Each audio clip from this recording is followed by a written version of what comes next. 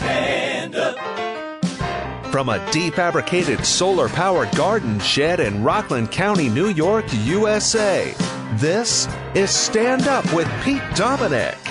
On today's episode, how to withstand feelings of weirdness and shame while going all in on this whole new K-pop craze. And now, the podcast host who has no words for such things because he has no idea what K-pop is, Pete Dominick! That's right, Pico. When you said K-pop, I seriously immediately thought of a delicious sugary cereal. I'll have to look that up. Hello, my friends, and welcome to today's episode. I've got both David K. Johnston and Dr. Jason Johnston both joining me. There's no relationship between the two of these guests. In fact, their names aren't even the same. It's Johnston. And how do I know that? Because he has corrected me several times over the years that I have had him on, pleading with me to pronounce his name correctly by hitting the T. David K. Johnston. Say it right. Both Jason Johnston and David K. Johnston on today's show. My conversation with Jason begins at about 12 minutes in, and if you want to jump to my conversation with David K. Johnston, that starts at 40 minutes in. I got a couple clips for you that I wanted to share that I thought were really important, and stories just mentioning real quick, but thank you to Kim Nyborg for her guest ideas. She emailed me yesterday at standupwithpete@gmail.com and said, Pete, I hope things are going well and that the strike is short-lived for you, the Writers Guild strike, which affects the show I work on Last Week Tonight with John Oliver. But Kim said, I was thinking of a few people I miss hearing you chat with. Christine Romans, John Avlon, Anoshea Hussein, Celeste Headley, Laura Coates, and Dahlia Lithwick. And those are all great ideas, Kim. Anyway, just a few. You always have the best conversations. Thank you very much, Kim. Send your guest suggestions my way. And that is the reason why David K. Johnston is on the show today, because yesterday, a listener named Matthew Rotz, R-O-T-Z, hello, Matt, he said he'd love to hear Bruce Bartlett or David K. Johnston on the debt ceiling. Bartlett doesn't like doing media appearances that much anymore. I haven't talked to him in a while. I should reach out regardless. But Matt said you do a great job interviewing those two back in the SiriusXM days. Always a great listen when they are on. Well, that's why David K. Johnston is on. So your wish is my command. I consider the audience of the show producers of the show, and even more if you're a paid supporter of the show, because I can't do it without your subscription. So sign up now. But either way, send me your guest ideas, segment ideas, issues you'd like me to explore. Oh, and of course, keep those nature photos coming. Send me your hashtag vitamin N. Write that right in the subject, and I'll open it right up. Your nature pictures, excluding man-made objects and people, if possible. I mean, if you get the most amazing sunset or something, and there's a boat dock or a child frolicking in the water, then I may still consider it. But I share those nature photos with paid subscribers in every day's email, which usually goes out around 10 p.m. to midnight, but that will not be the case today. Just taping the opening here. It was a long day, folks. I'll tell you why at the Hangout on Thursday. Join me then. Tomorrow night, 8 p.m. Be there. All right, let's see. Here's some news for Wednesday, May 3rd, day 833 of the Biden presidency, 552 days until the presidential election. Will we even make it?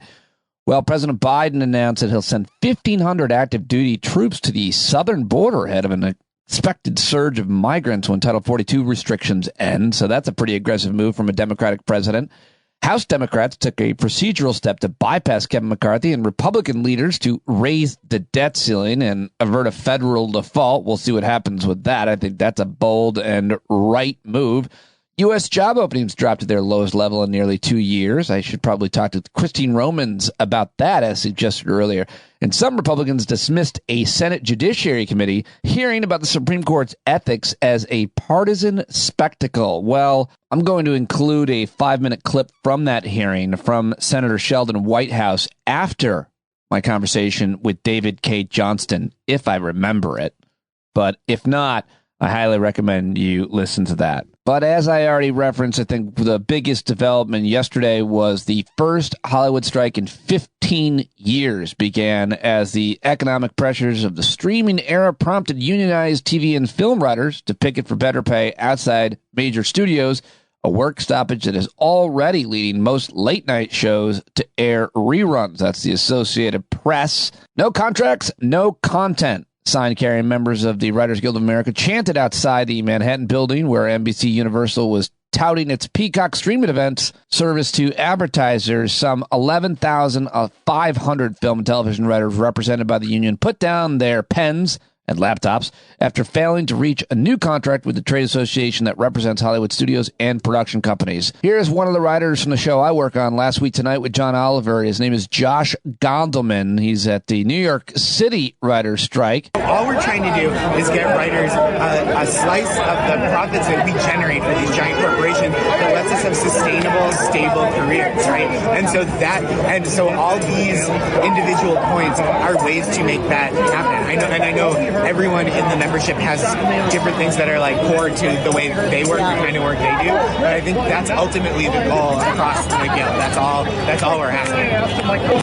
All right, Josh Gondelman on the picket line in New York City. A lot of noise there. I don't know if you could hear that. Here's Rob Lowe in Los Angeles on the left coast on the picket line outside the Paramount lot in L.A. today or yesterday. I'm in solidarity with so many people. Mike Schur, who I've loved working with, my son John Owen, who I've created a show for Netflix with. You know, we're only as good as the writing we get. And finally, here is comedian and TV writer Adam Conover on CNN with Sarah Seidner. He's the host of Adam Ruins Everything. And this dude blasted the pay of the network whose company he was on. So he's on CNN, and he went after the parent company's CEO in defense of striking writers. Is pretty ballsy. What do you say to those that run this industry that say, look, times are changing. We are not making as much money as we once did. This is not the golden era of television, although some of us would argue the shows are great. What do you say to them? So I'd point out the fact that David Zaslav, the CEO of Warner Brothers Discovery, which is, the parent company of the network I'm talking to you on right now, was paid $250 million last year, $250 million. That's about the same level as what 10,000 writers are asking him to pay all of us collectively, all right? So I would say if you're being paid $250 million, Ted Sarandos made about $50 million last year. These companies are making enormous amounts of money. Their profits are going up. It's ridiculous for them to plead poverty when the writers who are making their shows, some of them are not able to pay their rent or their mortgages. I literally know writers who have had to go on assistance because they have not been able to make their year. If you look at these companies, they're making more money than ever. It's the people who make the shows for them that are making less.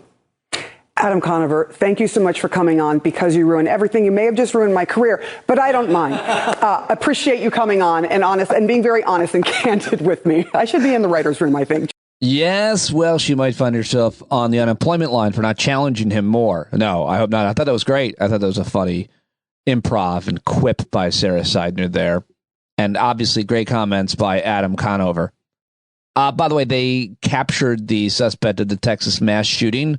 He was apprehended after a manhunt, and there was a whole bunch of Republicans talking about how he was an undocumented, or they call him illegal immigrant, and that by this point he was halfway through Mexico. Well, they found him in a small Texas town in somebody's closet under a pile of laundry. So they got him, and that's a good thing. Oh, you got to hear this. This is a crazy, honest moment from a Florida Republican state rep in the Florida State House. His name is Jeff Holcomb. Makes a stunning statement on the House floor. This is from Monday. He said, terrorists hate homosexuals more than we do, which, of course, is admitting that we hate homosexuals. This guy is an intelligence officer with the U.S. Navy Reserve, and he was speaking out in favor of Senate bill that would oppose LGBTQ service members, according to Equality Florida. And the best thing about this clip is watching it because a woman sitting directly behind him could hardly suppress her surprise at his horrible comment, and her jaw just drops open and stays open until he's done. If he made any mistake, if he misspoke, by the way, he's made no effort to correct himself, has not commented publicly about the statement, as far as I can tell. So here's the audio of it, though. Be labeled as racist and discrimination without a response. ISIS, the Taliban, and Al-Qaeda, those are the folks who discriminate. We bombed a building in 2017 like we never usually do. We bombed it because they threw homosexuals off that building. Our terrorist enemies hate homosexuals more than we do. What? They're the ones who discriminate. Our job in the military, our Navy creed, I am committed to excellence and fair treatment of all. That's what we learn in boot camp. That's what we drill into ourselves each and every day while we're in boot camp. Please vote up on this bill. I don't know if he just realized that he said how much he hates gay people and then said that he doesn't discriminate. To seem, I don't know. What am I missing? Somebody help me out. I wish someone was here. It's me, alone in a shed. Okay, moving on. You know what? Let's get to my guests. That's why you're here. I've got David K. Johnston coming up, talking debt ceiling, talking corruption of the Supreme Court, talking investigations into Trump and more. But right now, it's one of my good friends, one of my all-time favorite people. I love talking to him. You see him sitting in anchoring at MSNBC as well as contributing to panels there because he's a contributor there. He's a professor, political analyst, public speaker. He is a tenured professor at the School of Global Journalism and Communication at Morgan State University in Baltimore, Maryland, the politics editor at TheRoot.com, and hosts an awesome podcast called A Word with Jason Johnson on the Slate Network. And I talked with him about a recent episode that he had about child abuse and spanking and how it relates and manifests in the black community. It's an amazing history lesson. I'm going to get her on. I talked with Jason a little bit about that. President Biden's reelection, the campaign announcement. We talked Tucker Carlson and much more. I love talking to Jason. Today was no exception. He is on Twitter, if that's still a thing, at Dr. Jason Johnson. So I'd always love when you tweet him and let him know that you appreciated him joining me and our conversation. Let's do it right now. Now I'm recording. Dr. Jason Johnson is here. It's been too long. In other words, Pete, so that's where I buried the body. Oh, wait, you're recording now. Okay, now, you have buried a body? I buried a body yesterday. I found a large, a straight-up rat in my yard, dead. It looked like it drowned from the weather, and I chucked it in the woods. I didn't bury it. Have you done that? Wow. That chucking it in the woods instead of burying it, sort of like saying, I ate dinner. No, I flushed it down the toilet. There's a fundamental difference. Oh, I put it on a shovel, and like a lacrosse stick, I chucked it way into the woods so that something would eat it. It was dinner for some. I was serving an owl. It's very Aslan Circle of Life kind of thing. Or it's Mufasa. Aslan is Lion, the Witch, and the Wardrobe. I'm getting my childhood Christian philosophy, pop culture things confused. I have a list of issues to TikTok through. Are you prepared? Oh, wonderful. Are you prepared? That's helping me because I'm about to get on TikTok in a major way. So this is going to get me TikTok ready. Ready. Are you launching are you going to do a TikTok campaign? I have a TikTok, and literally I only use it to look at TikToks that are sent to me or for like research purposes. But given that Twitter is just not working the same, I mean, you and I have talked about this before. Like this isn't some pretentious 2018, political commentary person. Oh my God, Twitter's successful. No, literally Twitter does not work the way that it used to. It like literally doesn't function as well as it used to. So yeah, I'm gonna start doing more stuff on TikTok. It seems more interactive. I'll probably talk about pop culture-y things there and stuff like that it just doesn't really work on Twitter anymore. I'll share this with you. I don't know what this has been your experience.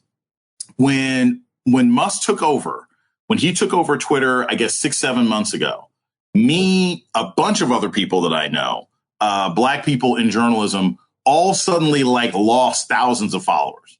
Like I lost like 8,000 followers like within 2 days after he took over, which was strange. And then, even though I'm not as active on Twitter as I used to, you see, I still put out my work. I make an occasional comment. I have not gained a Twitter follower in 6 months. So that's insane. The opposite experiences have been happening to the whites. No. I think that's true I've heard that anecdotally. I've seen no data or journalism on it, but my friend Mara Quint, who is massive on Twitter, and for her like original jokes really and thoughts, very, very good. And what she said was, yes, she lost a ton at the beginning. She continues to learn. I lose like 50 a day. And she had, I don't know how many, 200 at one point. And most importantly, even when someone like Patton Oswalt shares a tweet, she gets absolutely nothing, which of course she used to always get new followers. And I've had that experience at a much lower level because I've got a lesser following than you guys, but I certainly have experienced something similar. So I think that's all true, probably, for at least from what I've heard. Yeah. Across the board. Okay. First and foremost, Tucker Carlson. I haven't heard you really long form on him for more than like a couple minutes. If I have, I missed it. So I wanted to catch it here. What are your thoughts on him being fired, maybe why he was fired, and what it means for the public, for the conversation? So if you look at it from like 3,000 feet away, you know this about me. I don't care if it's Tucker or anybody. I very rarely comment on other people's careers. I may talk about the reporting, but I don't usually get into other people's careers. I just don't think it's professionally necessary to do that. In media. Yeah, in media. Because I can talk about other people's stuff all the time. Yeah. I'll talk about other people's shit, but not in media. So this is the thing. From 3,000 feet away, it's like you got to understand the last 15 years or so, Fox has fired their number one host. This is now the third time. They fired Glenn Beck in 2009. They fired Bill O'Reilly, I guess 5 or 6, 7 years ago, and replaced him with Tucker. So and the thing Roger Ailes, and the last 3 was for sexual, misconduct. So it's like they have said on multiple occasions, like, the name in front of the jersey is more important than the one in the back. Like they'll fire people like that. That's from a pure business standpoint. It's not shocking. As far as Tucker himself being gone, I'm never happy about anybody losing their job. But he was a menace, and he continually harassed and attacked Black journalists, individuals. He attacked friends of mine, people that and not just attack their journalism, but attack them as Black people, as Black men, as Black women. He called trans people a cancer. He referred to Middle Eastern people as monkeys. That's not journalism. That's just being a racist and doing commentary. And every woman that ever seemed to appear in his sites or on his lens or on his show got it real bad, too. Exactly.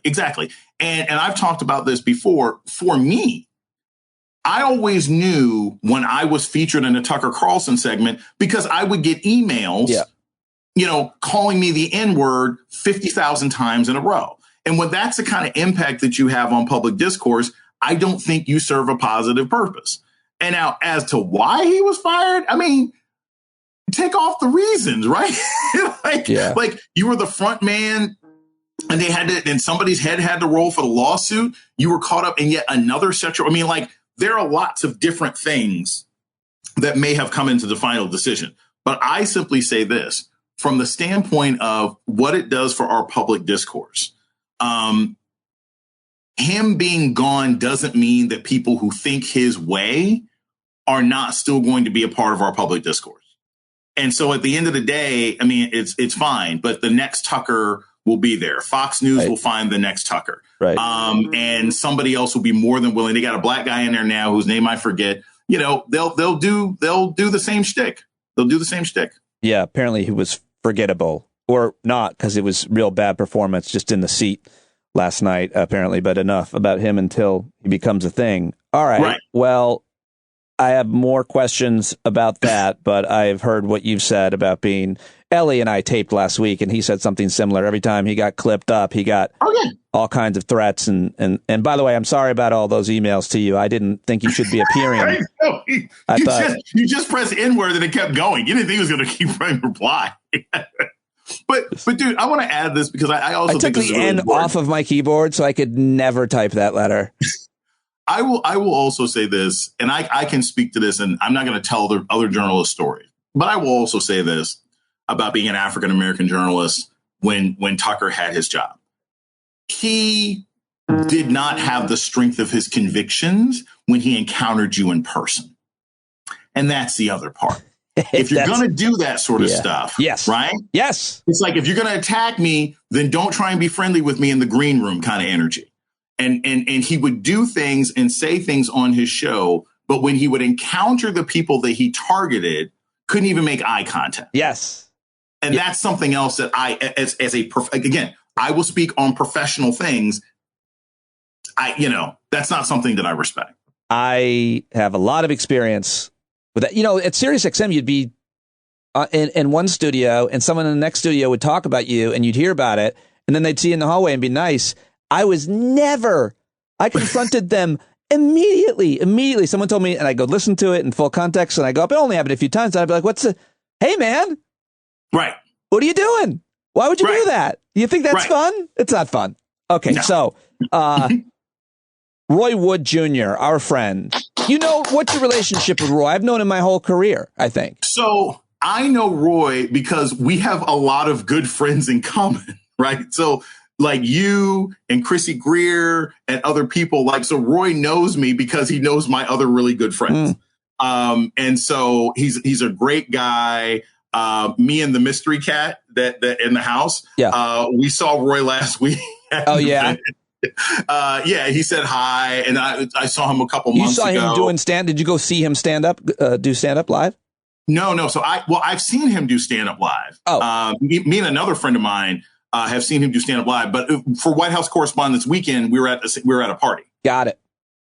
And I will tell you two things in case anyone hasn't seen it. I mean, was it a black party?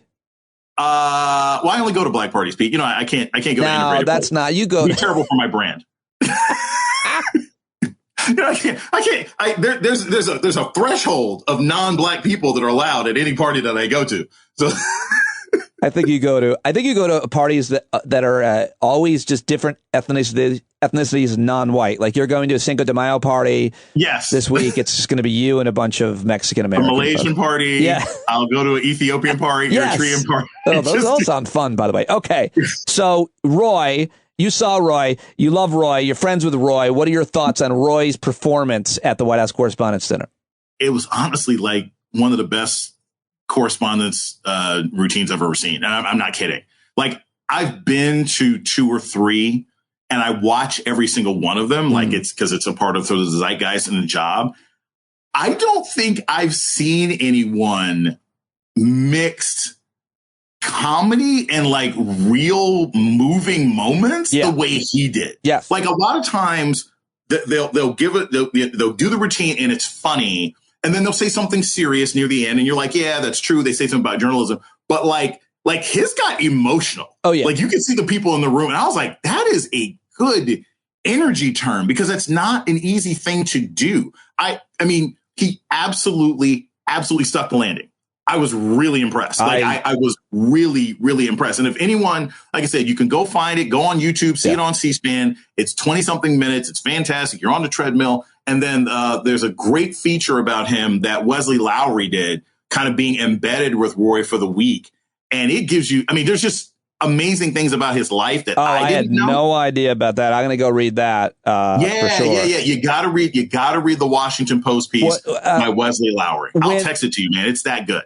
There was a lot that was rooted there. Certainly, his dad, I texted him. I said, you've peaked because the president of the United States shouted out your pops. Like the president of the United States said your dad's name. So no matter what else happens in your career, in terms of your success, money, fame, whatever, like that's it, man. That's the thing. His mom was in the room. His dad passed, but his dad was a journalist. And so like when he went into the, explaining what CRT is, pulling no punches, and you're trying to erase black stories, erase black people, etc. I'm paraphrasing.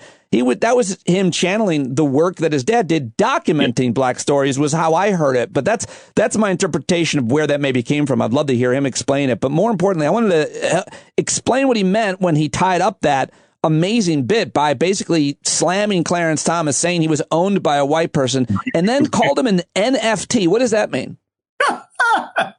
Well, it was the whole thing of saying like you can see it, but you don't really own it, which is Clarence Thomas. Like we can all see Clarence Thomas, but he's owned by somebody else, which is essentially what an NFT is. Something you can show, but nobody really owns it. But I will add this because it fits the zeitgeist. And again, you'll see this when you, it's so funny. I was having this conversation with some good friends of mine who are other stand-up comedians like you, Pete, and they were talking about how, the out of so many different professions, people don't give enough respect to stand-up comedy and how difficult it is and the work it goes into and all this kind of stuff. And you read the Lowry piece and you realize like how hard it is from a content perspective to do the White House Correspondents' thing, because you've got to catch up with the news. Like if he had made a joke about TJ Holmes or something like that and Amy Rowe, like that would have been dated already. Yeah. Like you have to be, this is the week where Tucker Carlson and Don Lemon get fired. So you've got to redo your jokes. You've got to make sure that you're up and current. And I will say this also, when he talked about the importance of local journalism, we think about all that stuff. I mean, I've heard you talk about, Pete, all the stuff's happening in Nashville, right? Like there weren't enough local journalists in Nashville to amplify that story, because those local journalists in Nashville and Memphis, they don't have enough power to expose a lot of that corruption.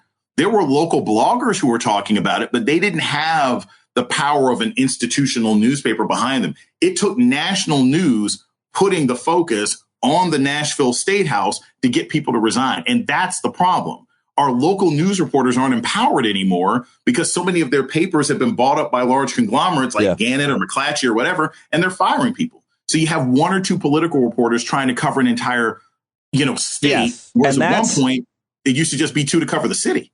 Yeah, and that's not that hard of a story to understand. What happened with the Tennessee lawmakers is a harder story to understand, and that doesn't get attention, is what's going on with your water, what's going on with your natural resource, your environment, what's going on at the school board, or, and mine is getting heated up again, or at the town hall. Like, who's covering that stuff? Who's paying for that stuff? I'm so glad that he mentioned that. Was brilliant. Absolutely brilliant. I'm glad that we agree on Roy. Let's get to President Biden. I wanted to ask you about him. He's announced that he's running for re-election. And I guess my question is, what were we supposed to do? One. And number two, Roy Wood had a great joke pointing to one truth, which is he's gotten more done in his first term than probably any other president. And he's been it seems like he's napping is the perception. So it's like he's actually his administration has gotten a tremendous amount done. Why not reelect him, other than that he's going to be very, very, 80,000 years old. He takes naps all day. Fine. In the meantime, he wakes up and says, do that. Do this. I mean, George Bush used to take naps when he was governor. I had a friend who worked in the State House back when George Bush was governor. She used to talk about how on any given afternoon, even when the legislature was session, you'd find George Bush hanging out at Orange Julius at the mall. Like he would just take the afternoon off. I'm not making that up. Wow, I like that about him.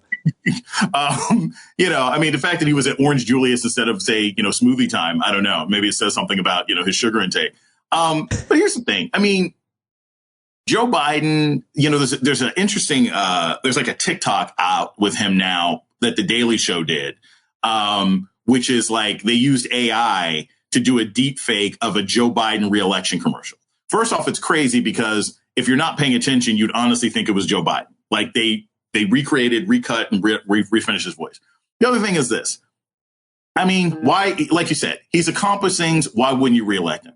And I think all the polling that shows a lot of Democrats don't want him to run and everything else like that, it doesn't matter, because when it comes to president, you have to decide between the two. I can say, I don't like Italian food. I really don't like Italian food. Never liked Italian food. I think it's just a bunch of pasta and a lot of calories. It never really makes me excited one way or another. But if you tell me I have a choice between Italian food and oysters, I'm going to have Italian food because I hate oysters more. So it's the same thing with the presidential election.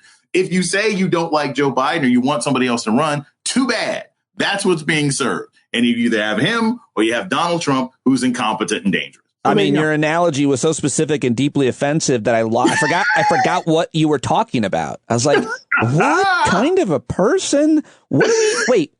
Wait, what are we analogizing? Is it analogizing? Okay, yeah. This is my deep hatred of Italian food. It doesn't really do anything. I mean, were you hit with a piece of pasta? Speaking of which, I was hit with some very, very uncooked spaghetti once, and it scarred me for life. And I just can't. I couldn't do it after that. Well, it does scar you for life, according to a recent episode of your podcast, Slate, A Word with Jason Johnson. You interview Stacey Patton, Dr. Stacey Patton. It's National Child Abuse Prevention Month. Yeah. This is a really, really important interview, very smart interview. I'm going to reach right out to her as soon as we're done to try to have a conversation with her here. Tell me about what you learned, anything, because the whole interview is, you have to hear it all. So the larger context is Dr. Stacey Patton. Her office used to be right next to mine at Morgan State University. Oh. And we became really, really good friends. And she is a great author, a great writer, a great scholar. And she is a child advocate. And she's done tremendous work on child abuse, the history of child abuse, specifically the act of spanking within the Black community, tracing it back to child abuse in Europe, and how we have oftentimes in the West constructed societies that are violent towards children. Like, she talks about how, if you had a lot of Europeans in Germany and France and England, they used to stone children. They used to burn children at the stake. Children were considered to be a nuisance because they could not contribute materially. And you compare that to a lot of Western society, a lot of Eastern societies, and certain different, nations in Africa, where children were viewed as sort of the embodiment of previous generations. And consequently, they were to be treated with care. And so we have this Western attitude where children are a nuisance, children are a bother, teenagers are a mess, and it all leads to the sort of comfort and normalization of violence against children. And she's just a fantastic person to talk to about this. She goes into the neurology, the science, what happens to you when you see abuse. She's a great person to talk to. That was one of your best interviews I've ever heard. I learned so much in every question and answer, especially the spanking and corporal punishment in the Black community. Like, the conversation between you and her could maybe only be had with that comfort level, although I'll attempt it. You're gonna white guy yourself into it somehow, Pete. You know me. Good. I mean, like, if you like, it's the kind of conversation where if you get the credibility, like, earning trust is hard if people don't know you. But if Dr. Stacey Patton gets put because Dr. Jason Johnston, her friend who shared an office next to her, says he's one of the good ones, like, she'll come in with the understanding that I didn't mean, if I even misworded something, she'll understand it or correct me. Finally, CNN is hosting Donald Trump. You and I met on CNN. I think you have experience there. You know a lot of people there. What are your thoughts of them hosting him for a town hall? And any thoughts about Caitlin Collins being the one? That probably was negotiated, I would imagine. Yeah. I'm going to say this in general. Okay.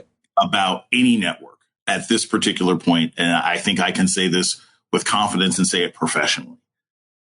Donald Trump is under multiple investigations.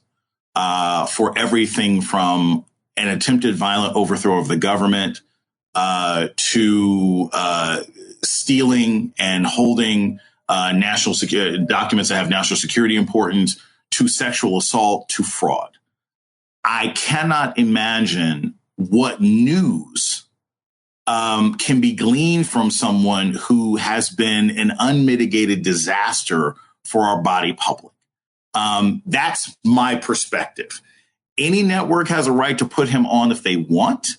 But I think the sort of addiction to covering Trump, as if he has any credibility at this point, I think it's a problem. I really think it's a problem. Even if he becomes the Republican nominee, and he's likely to be the Republican nominee, Ron DeSantis ain't going to beat him.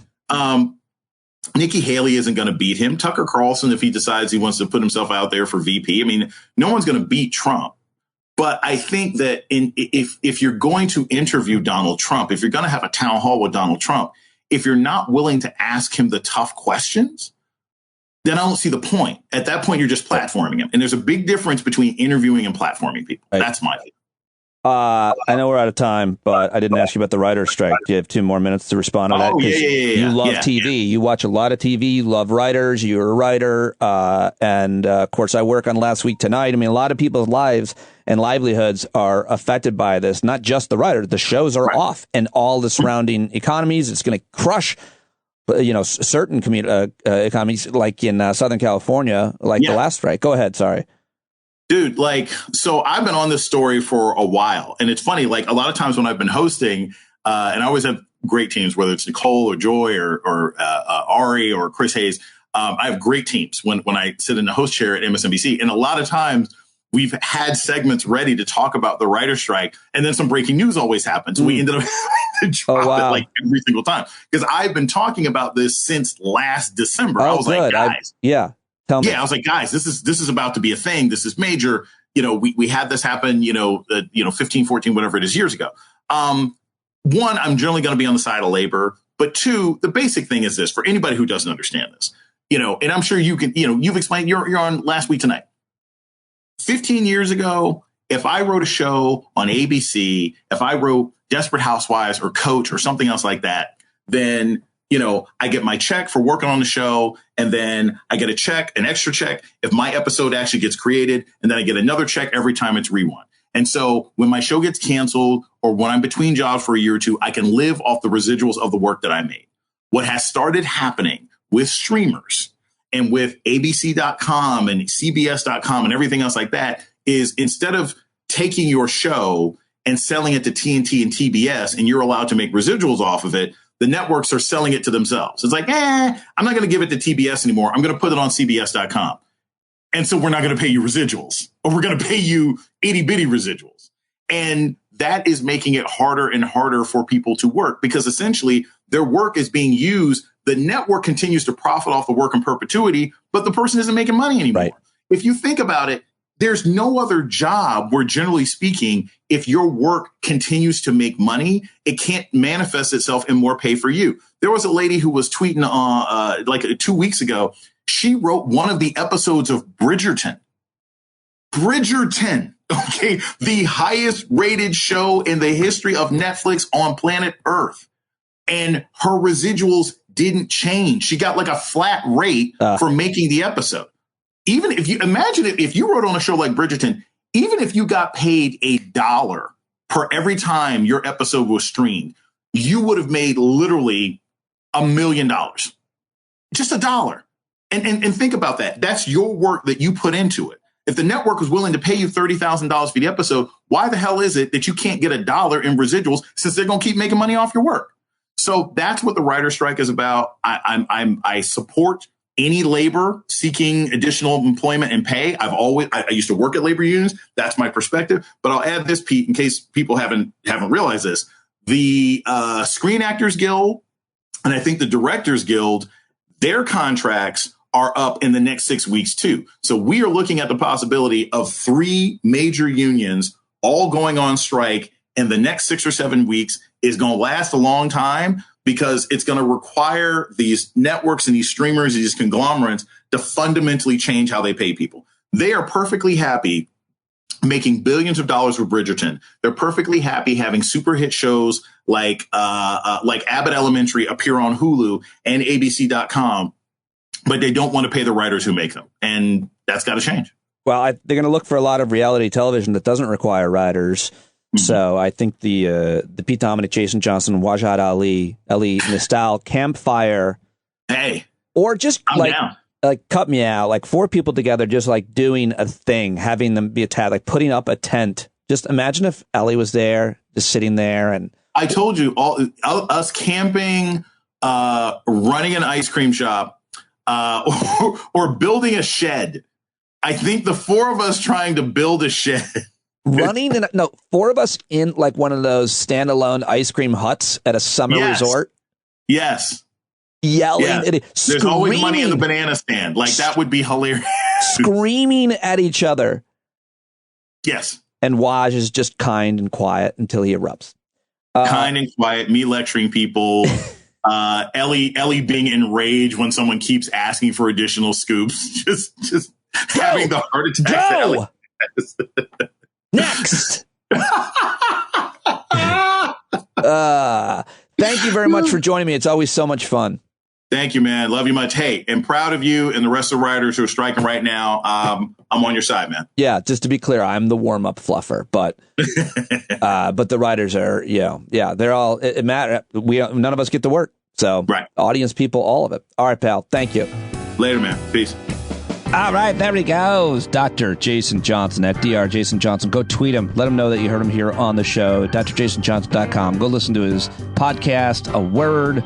And now it's time to get to the great David K. Johnston. You can find him on Twitter still at David CAYJ. He's a professor at Syracuse University School of Law. He is a Pulitzer Prize winner. He's written 4 best-selling books. He's been an investigative reporter for 56 years. Go to dcreport.org, support that organization that he founded, and get all of his stuff. Let him know that you heard him here. We love David K. Johnston, and shout out to Matthew Rotz for requesting him, and here he is. You asked for him, you got him. David K. Johnston, you're making me look very good, because just yesterday was when I got an email. It's like, where the hell's DCJ? I'm like, I'm sorry. Here he is. Thank you for joining me. Well, glad to be here, Pete. Always glad to be with you. Always so much to talk about with you, hard to choose. So let's just go through a few right now, which is number one, Trump investigations.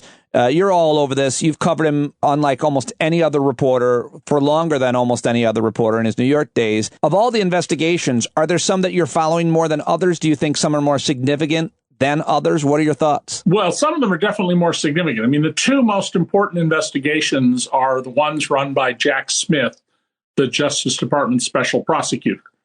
And a lot of people, I don't think, understand that there are 2 investigations Smith is running. One is about the Mar-a-Lago national security documents that were left around where any of the spies who've targeted Mar-a-Lago might have been able to see them.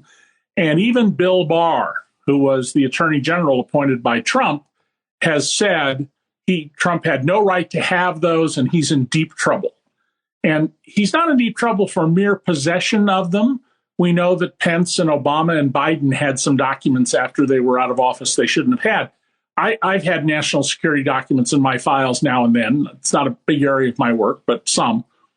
The issue is lying and denying. Trump had his lawyers write letters attesting that there were no documents. And those lawyers' confidentiality with their client, Donald Trump, has been broken by the courts, and they've been brought in to testify. And I will not be the least bit surprised if we find out that they testified, well, Mr. Trump told me to go ahead and say this, and I didn't check to find out if it was true, or he told me to ignore the fact that it was a lie.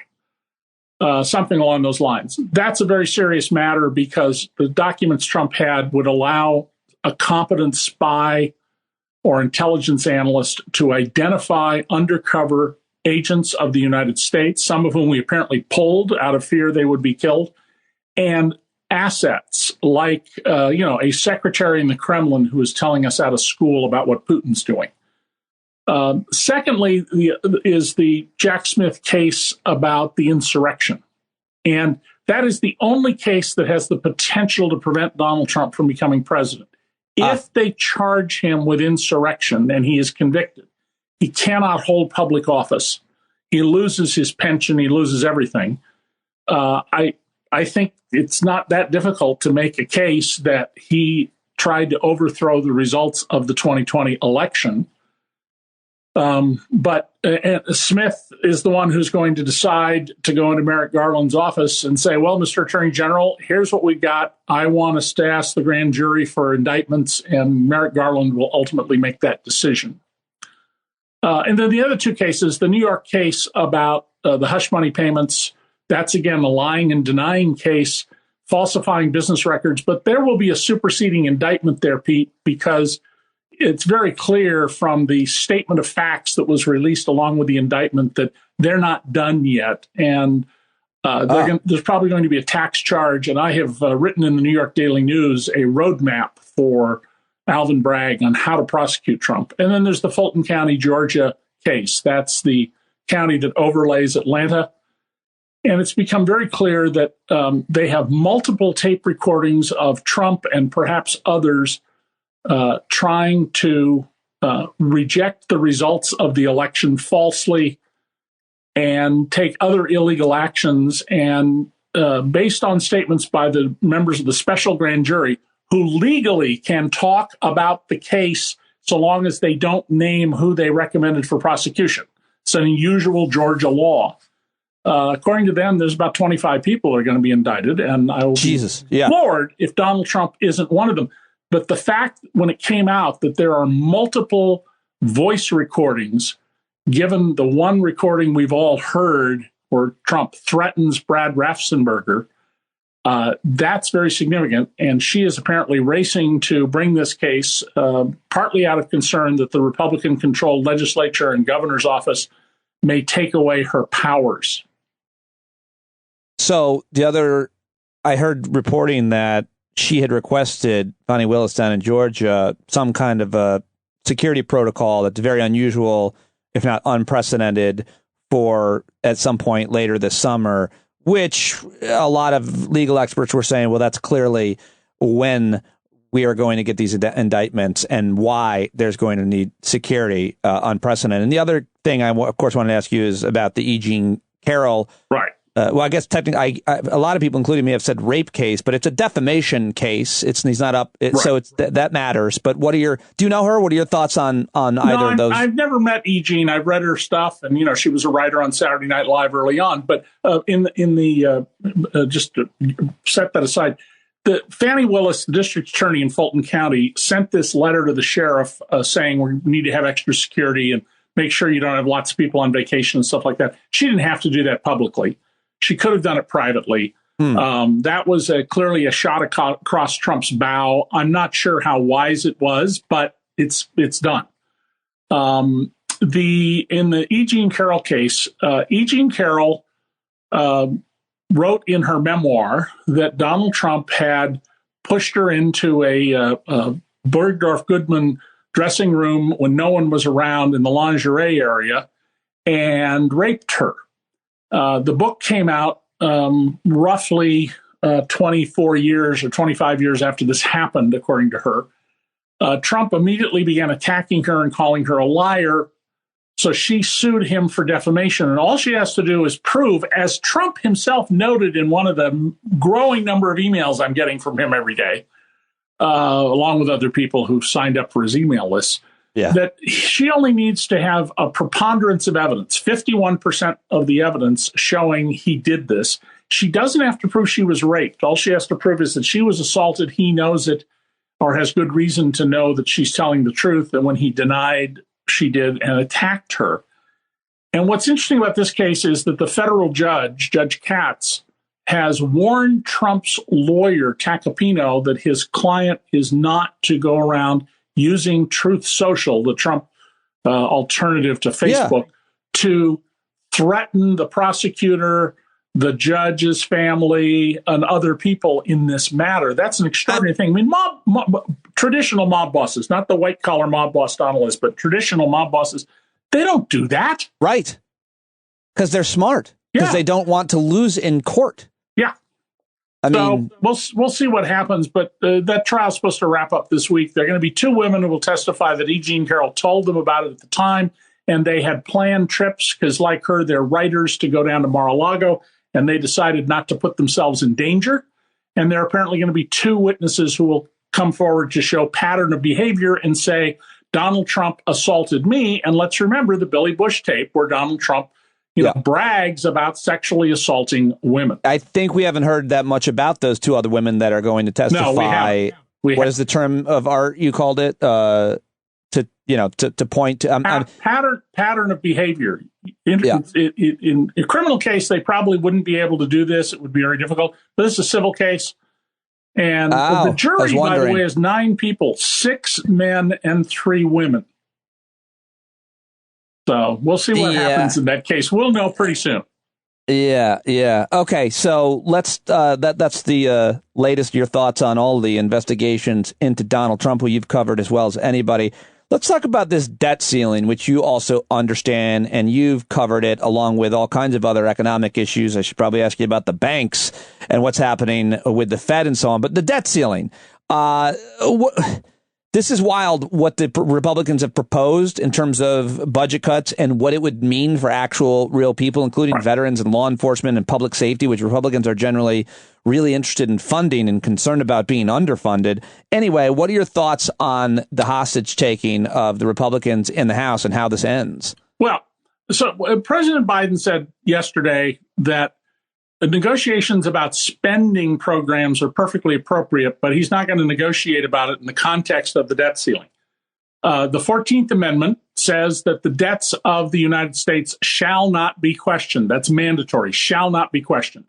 There is no requirement to balance the budget, and there is no requirement in the law to have a debt ceiling. This is a device that was introduced in World War I because people who were isolationists were concerned about the spending in World War I, which was pretty minor compared to World War II and even some of the more recent non-war wars we were involved in, undeclared wars. If the Republicans cause us to default, which could happen on June 1st, according to Treasury Secretary Yellen, this would have forever effects on the United States. We would probably lose our status as the world's reserve currency. President Xi in China wants very much to replace the dollar with the renminbi. And if we were to do this, it would be more than reasonable to call the House Republicans the favored Western force helping Beijing supplant Washington as the dominant power in the world. Unbelievable. And, well, you know, when I was going to junior high school in the early 60s and high school in the mid 60s, if some teacher had said the day will come when Republicans will take the side of the Kremlin against American intelligence agencies and take the side of the communist Chinese in Beijing against Washington, you know, I would have gone right to the principal's office and said, you got a teacher you need to get out a butterfly net for. The person's crazy. I mean, this is the reality of what's happened. And, you know, you're the comedian. You ought to have a lot of fun with this. Well, I know you can't say that someone needs a butterfly net anymore because that's very politically incorrect. Yes, but back then, it would be fine, as well as surprising that Republicans.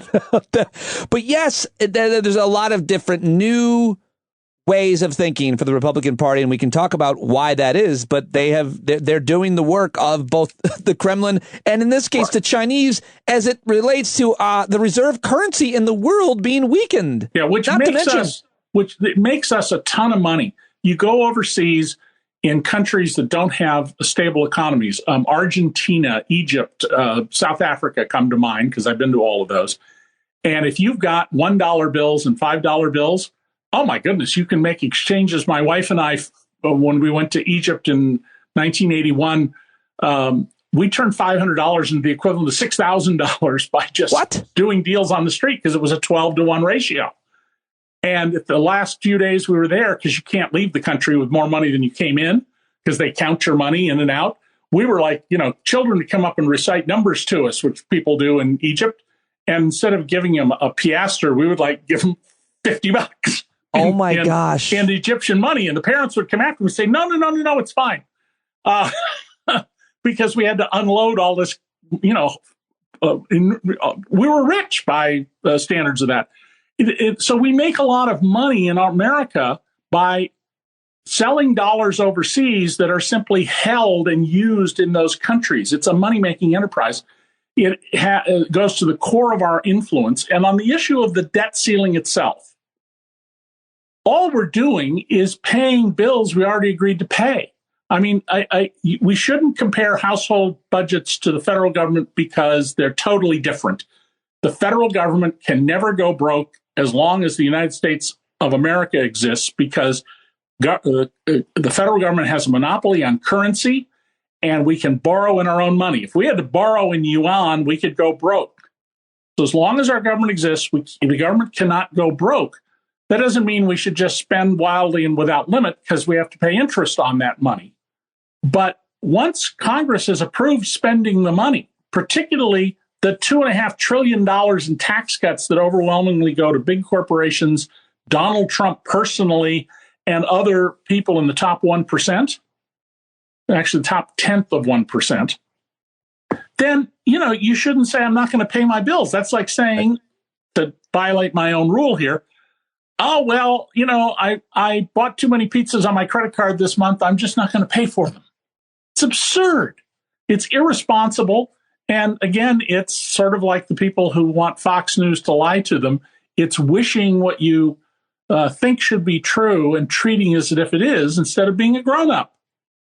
By the way, if you cut the spending that they want to cut, the government spending that they want to cut, that too would have an immediate detrimental effect on the domestic economy, because it would put hundreds of thousands, maybe millions of people out of work, because that government spending goes to jobs that creates more jobs and other jobs. There's a basic saying in economics, and I was thinking about the fact that 50 years ago, right now, I was on a fellowship studying graduate PhD level economics at the University of Chicago. I'm not a PhD economist. I was studying in PhD level classes there 50 years ago. And that is, your spending is my income is your spending. And so what do they want to cut? They want to cut veterans' benefits. Are you kidding? I'm the son of a 100% disabled veteran from World War II. So this is an issue particularly to my heart. But you're going to cut spending on the people who put their lives on the line and bad things happen to them and now they can't work, or they can only work in jobs that are far below where they could be if they hadn't gone to war for us. Are you kidding me? And it's the Republicans. They want to defund the FBI. They want to defund public health. They want to defund old age income. If you took away Social Security, we only have 10% of seniors living in poverty, at least as officially described by the government, not by the new measure called ALICE that's a lot better, but only 10%. You take away Social Security completely, and you would pretty much reverse those numbers. And if you cut it as they're proposing, you certainly will increase poverty among old people. This is just astonishing. One of the groups that's against this has bought a billboard down in California, where a congressman named, I think it's David Vallado, he's the neighboring district to Kevin McCarthy. And it's a big billboard that says, your congressman just voted to cut veterans benefits and Social Security. Call him and tell him that's wrong. If the Republicans want to cut things, how about we undo the tax favors Donald Trump signed into law for himself? How about we undo the tax favors, the entitlements of people like Warren Buffett, who through one of his companies had a 2/3 of $1 billion loan at zero interest, only half of which was due 34 years from now. I mean, can you imagine if you just had the interest on a $664 million loan for 34 years? And this is a naked attempt to please the most extreme in the party and the House. It's going nowhere. It's dead on arrival to the Senate. The president would never sign these spending cuts. And we'll hammer them over the head for the proposal and what it would mean, as we are right now. And I guess none of us have a crystal ball, but there's only a few weeks left. We've been here before in I think 2008. I mean, well, unless something goes awry, Pete, what will happen is 6 grown-up Republicans in safe districts, and there are lots of responsible grown-up Republicans, I don't know will about that. cross the line and they will vote to raise the debt ceiling. I believe they need 6 votes. And maybe 5 or 6 votes. And they'll cross the line and they will vote to raise the debt ceiling. And Fox News will denounce them and call them traitors and all sorts of things. But we won't default. I think you're probably right. And I think my understanding is that they'll have to do it with Democrats' votes. And as a result of the war over the speaker that we had to witness, the deal was one Republican can call him to the mat. Right. And as a result of McCarthy making this deal to raise the debt ceiling, one analysis I heard, I think it was on the New York Times, was that he's going to probably be there's going to be another. He could be recalled as speaker for passing this, which could be fascinating. He might be, but McCarthy's a pretty wily guy. I mean, he did get to become speaker, even though it took 15 votes. And I think, Pete, that there's a good chance that they don't have a deal yet about this, that he will finesse this in some way. But clearly his position is very tenuous, and it has allowed the extreme and mentally ill wing of the party, the Marjorie Taylor Greenes and the Lauren Boeberts and whatnot, to be the tail wagging the dog at not all the time, but some of the time. I got to ask you about corruption at the Supreme Court, something that you've thought and written a lot about as well. What we're seeing in the past few weeks between, there's a lot that we can talk about, but between obviously Clarence Thomas, Gorsuch, and Roberts' wife making apparently like $10 million, there's plenty to choose from. The Supreme Court always had the most credibility of the 3 branches of government. And now the polling on the court is very, very deteriorated. We're not going to get any answers to any questions because Justice Roberts has declined to go up to Capitol Hill and testify, which is crazy. They don't have a code of ethics, unlike any other court in the country. There's very little transparency. I'm sure you have a lot to say. Well, there is just to be fair, Roberts has pointed out, there is a set of principles the court's supposed to follow. Very clearly, they're not. So this is a flaw in our constitutional design. When the founders of this country wrote the Constitution, I've read a lot of their writings, and I teach this to my students at Syracuse University College of Law. It never occurred to them that you would have corrupt judges unless they were committing crimes, and we have ways to pursue people who commit crimes. They were very concerned not about individual venality of public officials, but of institutional corruption. And that's what we're seeing here. Crow, Mr. Crow, the son of Trammell Crow, the big real estate developer, so he's an inheritor. Harlan Crow has spent apparently millions of dollars flying Justice Thomas and his wife on private jets and putting them up at his fancy homes around the world and on his mega yachts. And there's only one question you need to ask about that. Would he have done that if Clarence Thomas was a traffic court judge? And the answer is, of course not.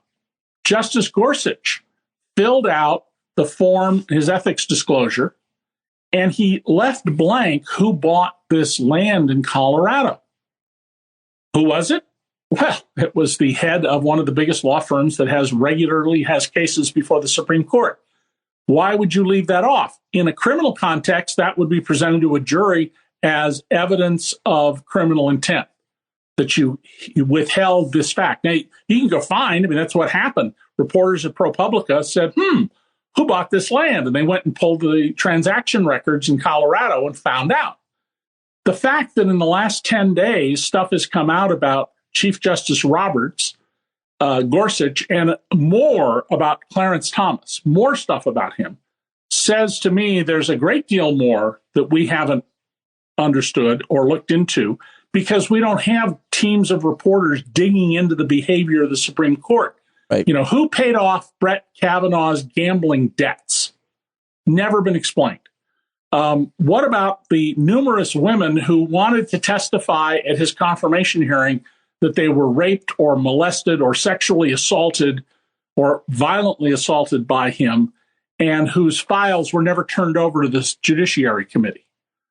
I think there's a lot more here, but nothing's going to happen because the only lever Congress has is impeachment. That requires a majority in the House and 67 of the 100 senators.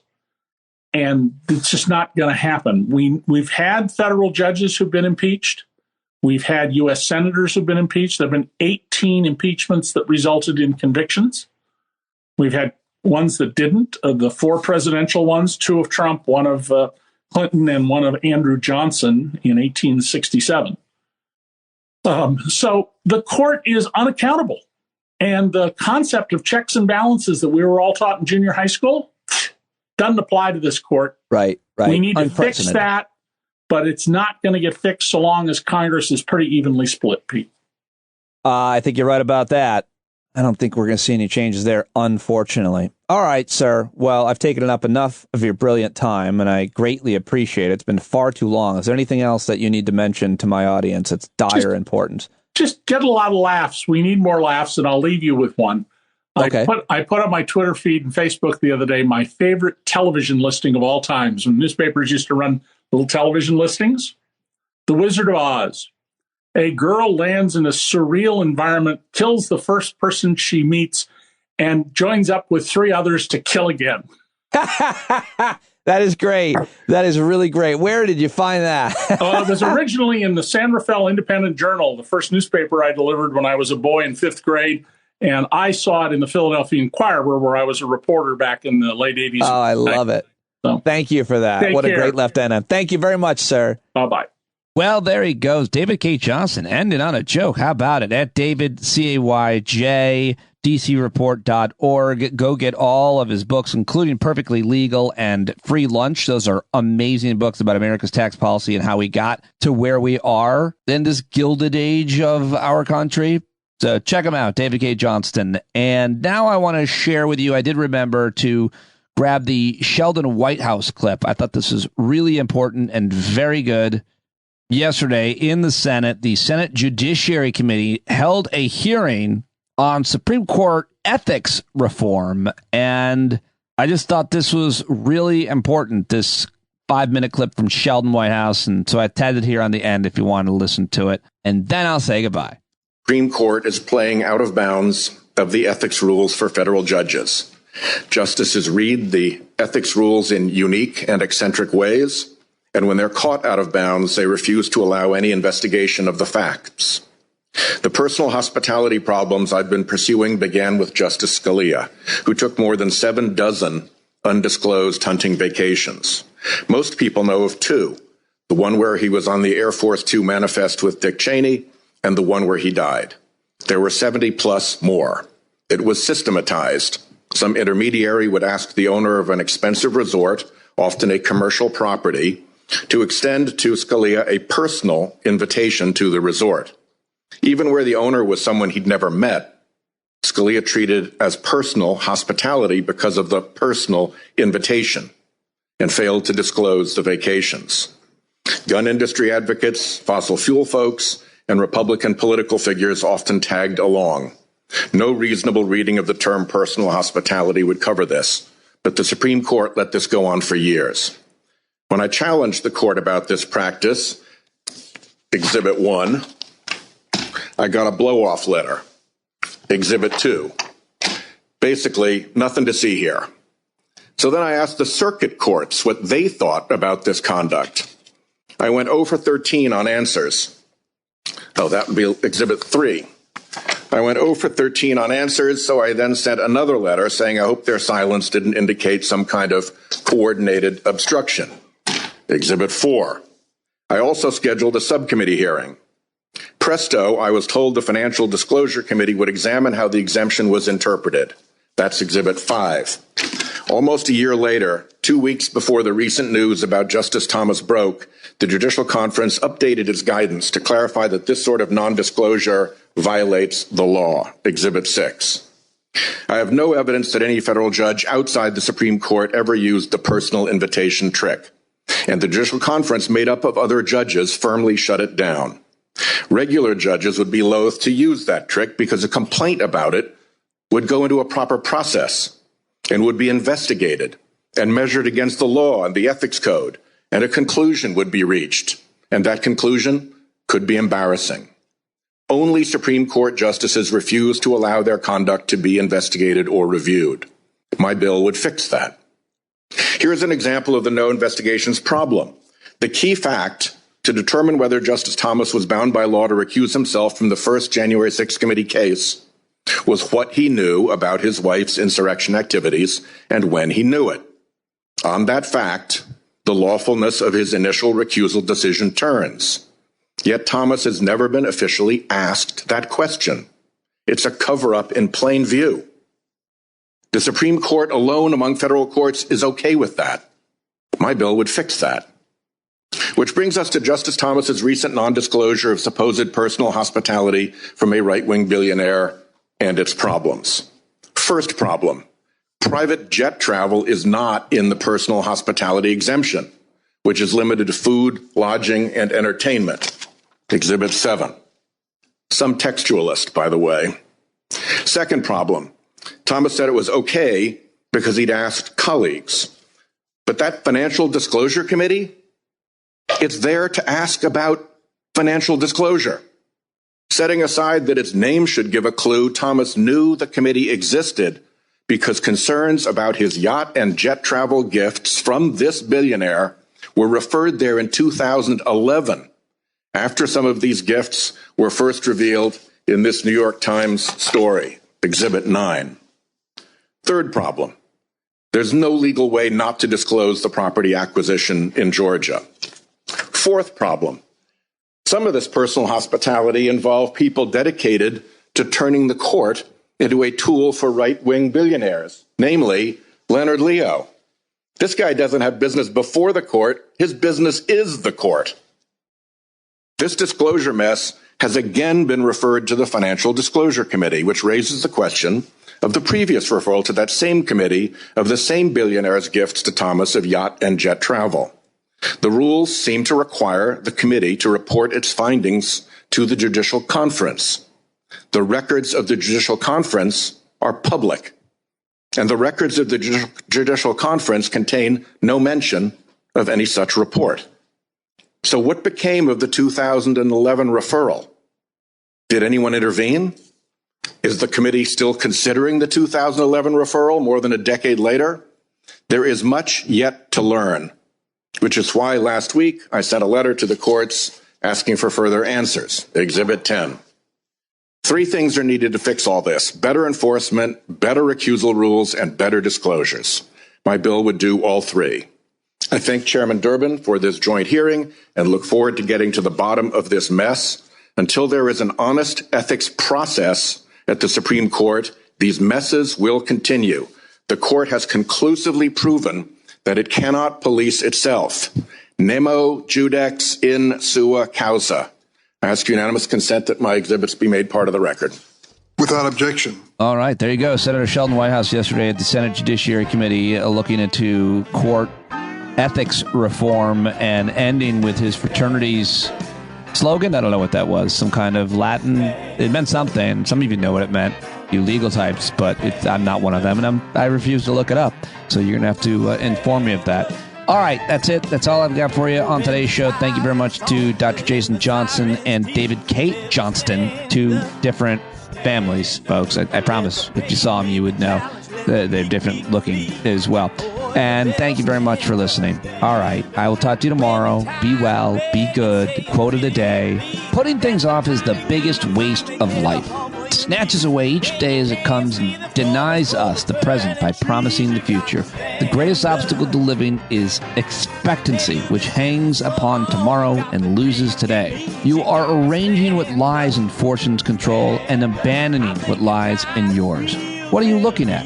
To what goal are you straining? The whole future lies in uncertainty, so live immediately. Oh, a Stoic, huh? That's Seneca on the shortness of life. Love you guys. I hope to see you tomorrow at the Hangout or hear from you. Email me, standupwithpete@gmail.com. Bye-bye. You got to rise up. You got to stand up. You got to stare the devil straight in the eye. We got to let him know it's his turn to go. See it clear and all you hear is a lie. So get up off of your butt, get down off of your fence. And even if it ain't a very friendly audience, well, they'll begin to listen when you start making sense. And you stand up, stand up. No need to point your rifle to defend your town. Just stand up, stand up. You know they can't deny you what you're laying down. Boy, you better stand up, stand up. Show your face of every color, yellow, black, red, and brown. She's the place where every lost child will finally be found. There's only one thing to do before we stand our ground, and that's stand up, stand up. Well, the founding fathers saw a land for all. They had to stand up, they had to stand up. They had a keen imagination for a crystal ball, drawing all the plans of stand up. But all they had to go on was the time they were in, with other causes for laws, and since they weren't even sin, they knew that change was gonna come before the change could begin. They had to stand up. All right, they had to stand up. We got to stand up. We got to look the devil square in the eye. We gotta let him know it's his time to go, and make it clear when all we hear is a lie. Why you lying awake wondering where the money all went? It'll be the cost of freedom that'll go unspent. You can see him flee the scene of that experiment if you stand up. All right, we got to speak up, we got to reach up and raise your voice in every way you know how. Don't be toes up, you got to show up. Ain't no better time to do it but now. No need to pledge allegiance to no wanton tribe. Rise up, show obedience to the voice inside. And listen well and it'll tell you not to run and hide. It says stand up